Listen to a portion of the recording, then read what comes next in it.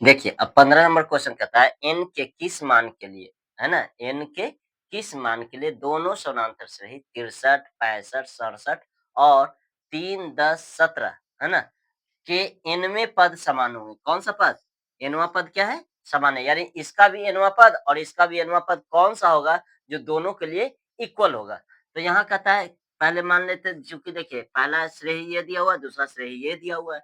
तो पहले हम मान लेते हैं a बराबर कितना है? 63 फिर कितना है? d निकाल लेते हैं तो d कितना होगा? 65 में से 63 घटाएँ तो कितना आएगा? 2 पहले AP के लिए, पहले AP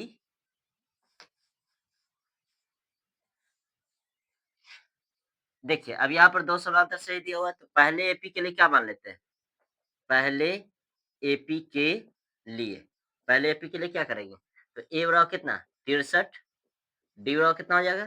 तो 2 हो जाएगा, क्योंकि 65 में से 63 हटाएँगे तो 2 हो जाएगा। अब यहाँ पर देखिए, दूसरे एपी के लिए, दूसरे एपी के लिए, दूसरा का एपी क्या है हम लोग के पास? ये वाला है, तो अब कुछ तो डिफरेंस होना चाहिए, तो उसको डैश मान लेंगे हम लोग। तो ए बराबर कितना है? 3, तो इसको हम लोग क्या मान लेते हैं? ए डैश मान लेते हैं बराबर कितना? 3 फिर क्या मान लेते हैं? डी, तो यहाँ चूँकि डी डैश हो जाएगा, चूँकि डैश वाला के रूप में चल रहा है, तो 10 में से 3 घटेगा तो कितना आ जाएगा? 7 हो गया? प्रश्न से कहता है प्रश्न से क्या कहता है?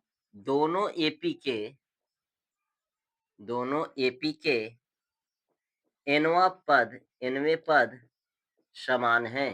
दोनों एपी के nवें पद क्या है? समान है। यानी इसका भी nवां पद और इसका भी nवां पद दोनों आपस में क्या है? इक्वल है। तो हम क्या मानेंगे? पहलका के लिए क्या करेंगे? t nवां पद अब बराबर हम क्या कह सकते हैं? t डैश का केवां पद? nवां पद। यानी t डैश का भी nवां पद और tn का nवां पद दोनों आपस में क्या है? बराबर है। अब फ़ॉर्मूला लगाएँगे nवां पद के लिए तो a plus n-1 into d बराबर t nवां पद के लिए तो a plus n-1 into D होता है। अब चूँकि डैश वाला का है तो यहाँ डैश और यहाँ डैश, लेकिन n में डैश नहीं देंगे, क्यों? क्योंकि nवां पद दोनों का क्या है? समान है। यानी ये वाला भी nवां पद और ये वाला भी nवां पद दोनों समान है, यानी n दोनों का बराबर है। इसलिए हम इसमें डैश नहीं देंगे।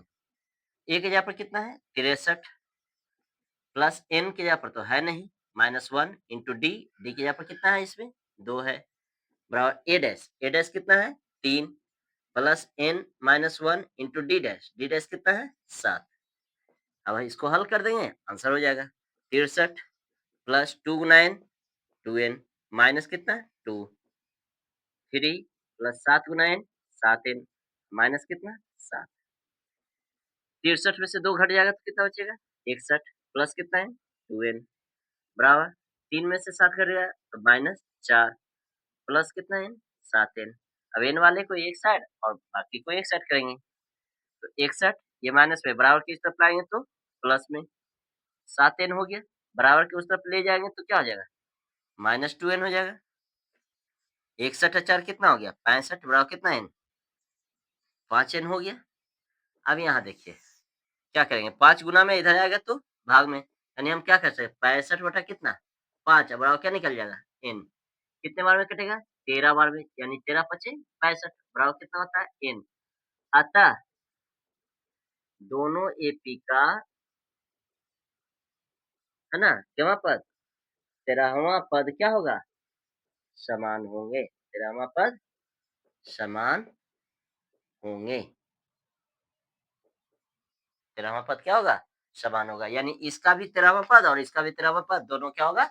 इक्वल होगा। अब देखिए 16वां नंबर क्वेश्चन जो कहता है वह एपी ज्ञात करें जिसका तीसरा पद 16 है और 7वां पद 5वें पद से कितना अधिक है? 12 अधिक है। तो यहाँ पर सबसे पहले करेंगे क्या? वह एपी ज्ञात करना है। तो एपी तो मालूम नहीं है। पहले क्या दिया हुआ है?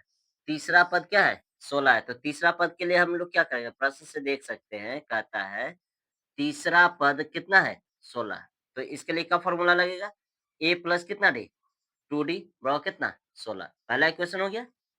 फिर कहता है, पुनः कहता है 7वां पद 5वें पद से 12 अधिक है।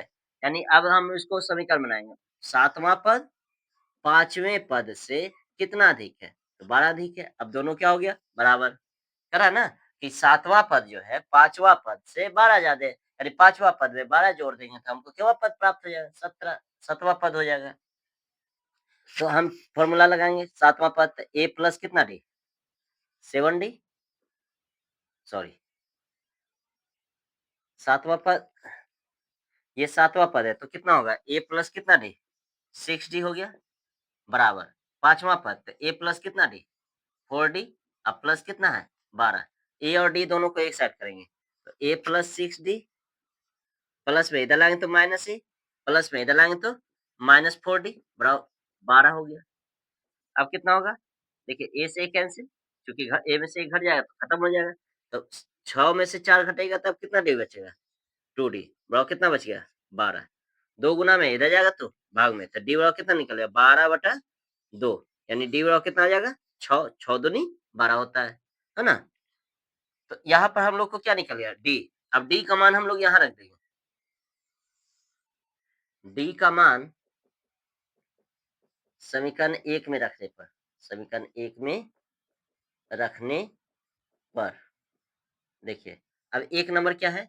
तो हम लोग के पास है a प्लस कितना डी है? 2d बराबर कितना है? 16 तो a हो गया प्लस 2 गुना d d की जगह पर कितना हम लोग के पास 6 है तो यहाँ कितना रख देंगे 6 बराबर कितना 16 तो a प्लस 6 दूनी 12 अब बराबर कितना हो गया 16 प्लस में उधर जाएगा तो माइनस में तो a बराबर कितना हो गया 16 माइनस कितना हो जाएगा 12 तो a बराबर कितना निकल गया 4 ए भी निकल गया और डी भी निकल गया। अब हम लोग को प्रश्न से क्या निकालना है? प्रश्न से हमको निकालना है क्या? एपी। तो एपी देखते हैं कि पहला पद ए होता है, तो पहला पद कितना निकल गया? 4। अब अगला पद निकालना है, तो सर्वांतर कितना है? 6 है। तो 6 हम लोग क्या करते जाएँगे? जोड़ते चले जाएँगे। तो 6 4 10, 10 अच्छौ 16, 16 अच्छौ 22 इस तरह से आगे क्या चल जाएगा? बढ़ता चला जाएगा। यही हम लोग का क्या हो गया? एपी हो गया। अब देखिए 17वाँ नंबर क्वेश्चन कहता है अब देखिएगा 17वाँ नंबर क्वेश्चन कहता है कि एपी 3, 8, 13 डॉट डॉट डॉट 253 में कौन-सा 20वाँ पद कहाँ से? अंतिम से 20वाँ पद, यानी लास्ट से हमको 20वाँ पद निकालना है। तो पहले एपी क्या दिया हुआ है?